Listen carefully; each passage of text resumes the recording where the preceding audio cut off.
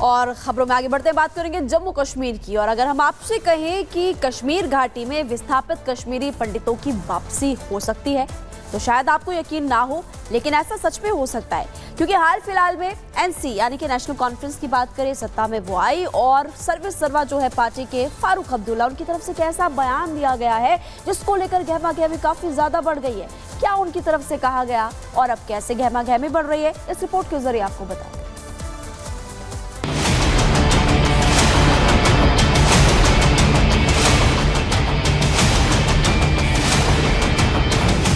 कश्मीर में लौटेंगे कश्मीरी पंडित।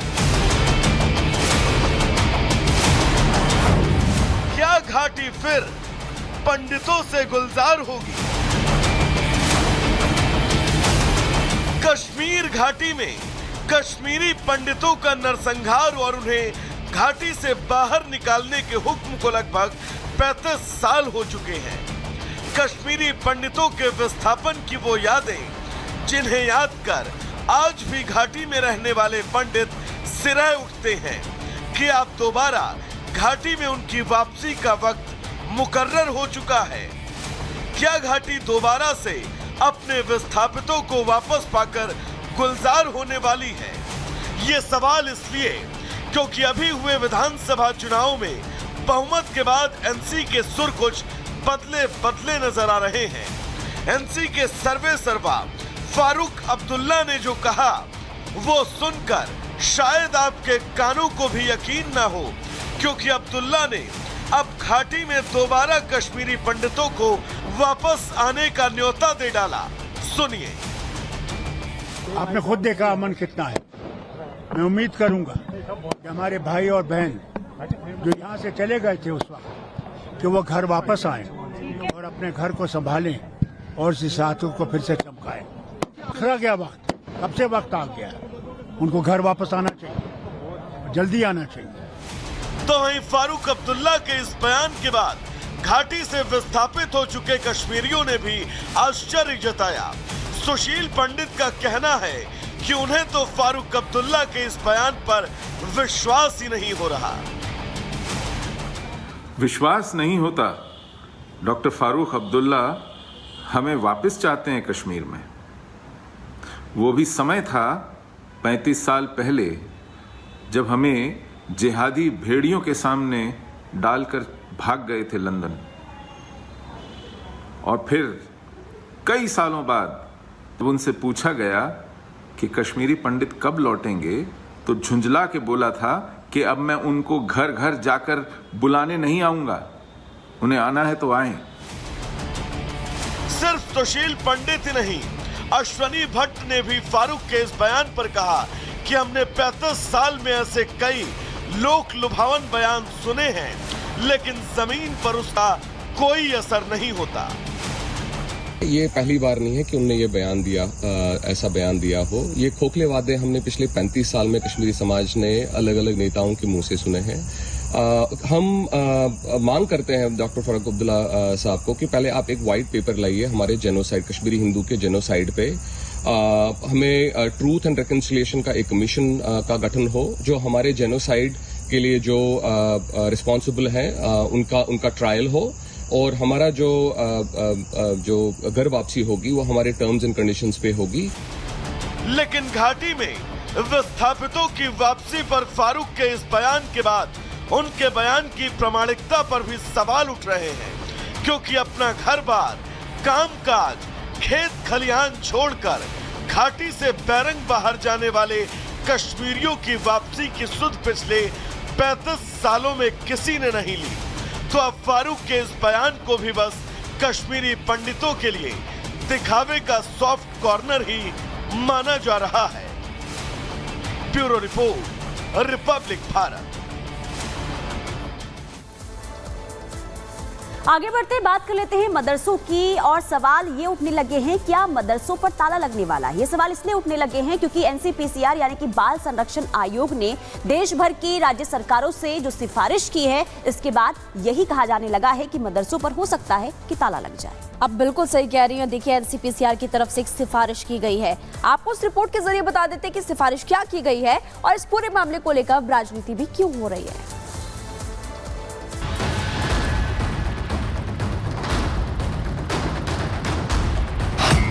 मदरसों पर शुरू हुई नई तकरार। सिफारिश लेकर पहुंची एनसीपीसीआर।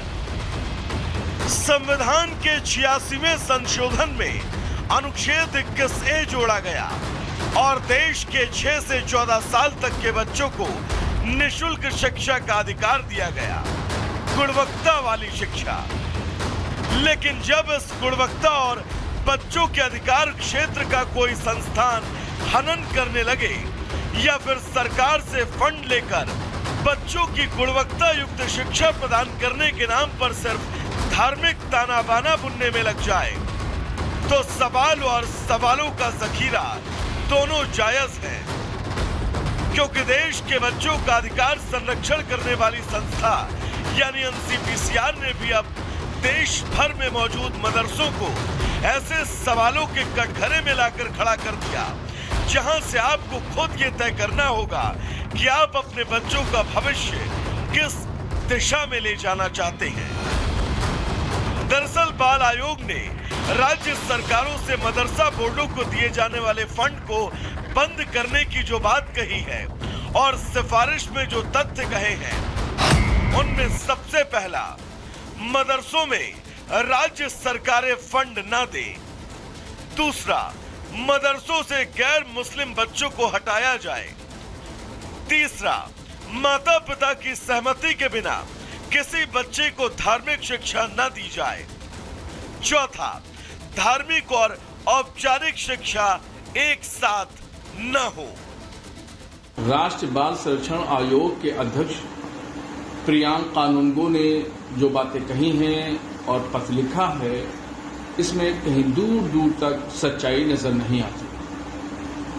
अगर लाखों मदरसों के स्थापित मामलात में किसी एक मदरसे में भी अगर कोई घटना होती है तो उसको तमाम मदरसों पर लागू नहीं किया जा सकता। बात मदरसे की शिक्षा और गुणवत्ता की उठी तो तय था कि इस मुद्दे पर विपक्ष की प्रतिक्रिया आएगी, लेकिन बीजेपी ने भी इस पर पलटवार किया। अगर इन्हें किसी चीज पर है कि एजुकेशन अच्छी नहीं हो रही तो उस क्वालिटी ऑफ एजुकेशन को कैसे बेहतर करें, उस दिशा में कदम उठाना चाहिए था। और जितनी भी संस्थाएं हैं, चाहे मदरसा हो, चाहे मदरसा के साथ साथ और संस्थाएं हैं, इनका बस चले तो संस्कृत स्कूल बंद कर देंगे, इनका बस चले तो इनसे प्रभावित जो विचारधारा के लोग नहीं, उनका संस्थाएं बंद कर दें। ये कंट्रोल चाहते हैं। 2017 में योगी आदित्यनाथ की सरकार बनने के बाद से हमने मदरसों के मॉडर्नाइजेशन के लिए लगातार काम किए हैं, लेकिन एनसीपीसीआर की रिपोर्ट अभी भी बताती है कि मदरसों के सुधार को लेकर के अभी भी कठोर कदम उठाए जाने की जरूरत है। लेकिन अगर सपा बसपा की सरकारों ने मदरसों पर समय रहते नियंत्रण किया होता तो शायद आज मदरसों की ये दशा नहीं होती। बीजेपी ने सपा के इस बचाव को सिर्फ तुष्टीकरण तक ही जोड़ा, लेकिन यहाँ सवाल उन बच्चों की गुणवत्ता युक्त शिक्षा का है, क्योंकि शिक्षा के अधिकार में जिस उम्र का मानक तय किया गया है वो उम्र कोरे कागज की तरह होती है। उस पर आप कुछ भी लिख देंगे, वो बच्चे के साथ जिंदगी भर रहेगा।